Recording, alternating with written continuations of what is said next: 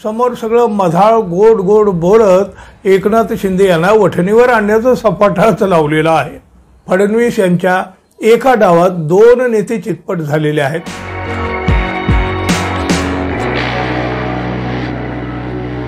मित्रहो नमस्कार। महायुतीमध्ये cold war म्हणजे शीत युद्ध सुरू असल्याची चर्चा तर आपण गेल्या काही दिवसापासून ऐकत आहोत आणि तशा प्रकारच्या काही घटनाही घडत आहेत। बघा, मंत्र्याचे OSD मुख्यमंत्री फडणवीस हे ठरवतात, हे कृषी मंत्री कोकाटे यांचं विधान त्यातूनच आल्याची चर्चा आहे। कशातून? या शीतयुद्धातून। OSD नावाचे प्रस्ताव मंत्र्यांकडून मुख्यमंत्र्याकडे जातात, त्यातून मुख्यमंत्री नाव निश्चित करतात। आता ही पद्धत जुनीच आहे, हा अधिकार मुख्यमंत्र्यांचाच असतो असं उत्तर देवेंद्र फडणवीस यांनी कोकाटे यांना दिलं होतं।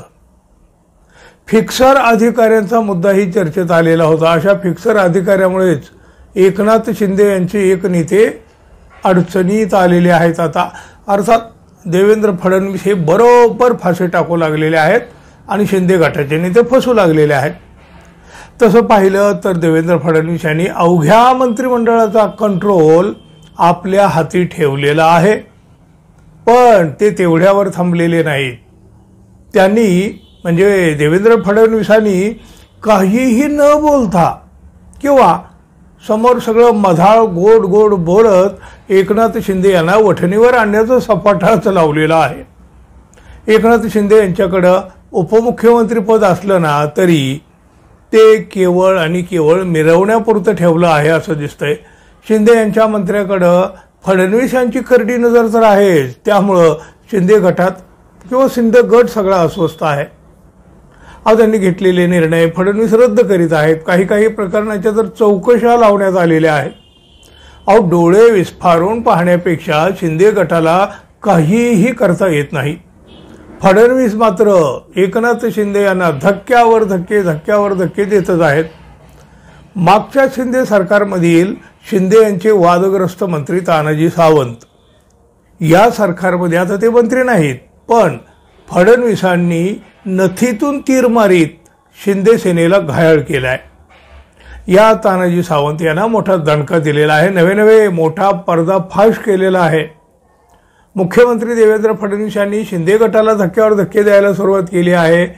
फडणवीस यांनी शिंदे सरकारच्या काळातील अनेक निर्णय रद्द करून टाकले, पण अनेक प्रकल्पांना आतापर्यंत स्थगितीही दिली आहे। आता पुन्हा त्यांनी एक जोरदार झटकाच दिला आहे। शिंदे सरकारच्या काळामध्ये जे निर्णय घेण्यात आलेले होते त्यातल्या आरोग्य विभागातील 3200 कोटी रुपयांच्या कामांना फडणवीस यांनी थेट स्थगिती दिली। या कामासाठी काढलेली टेंडरची रक्कम फुगवून माजी मंत्री तानाजी सावंत यांनी घोटाळा केल्याचा संशय आहे।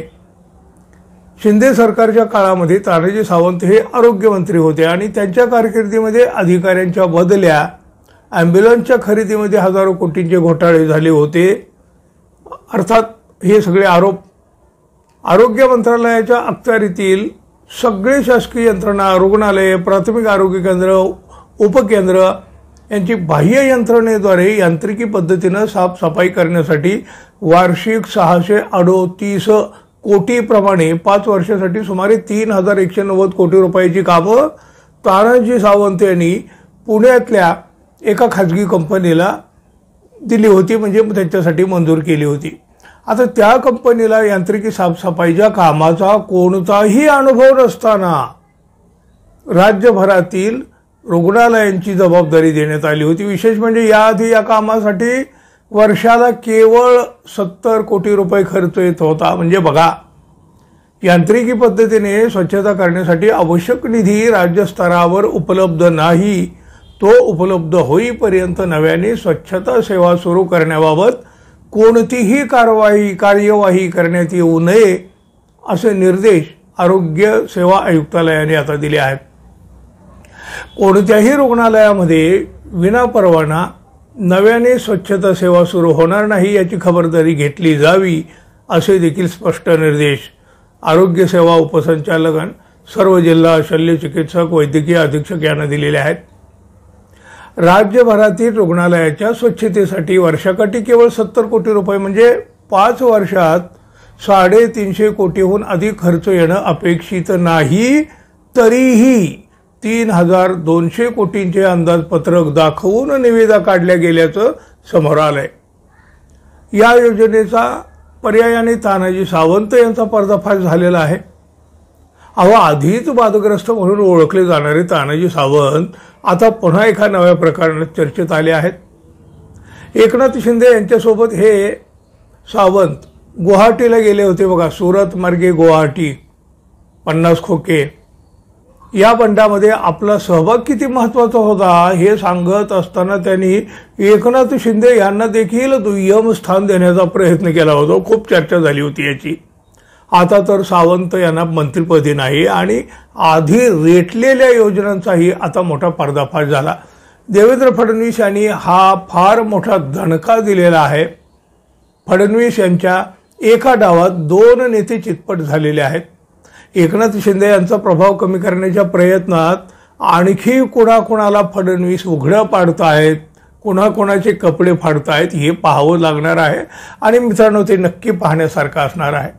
पाहूया आपण। तोपर्यंत मित्रांनो, आपण अजून आपल्या चॅनलला सबस्क्राईब केलं नसेल तर कृपया सबस्क्राईब करावं ही अपेक्षा आहे। धन्यवाद। पुन्हा भेटू। तोपर्यंत नमस्कार।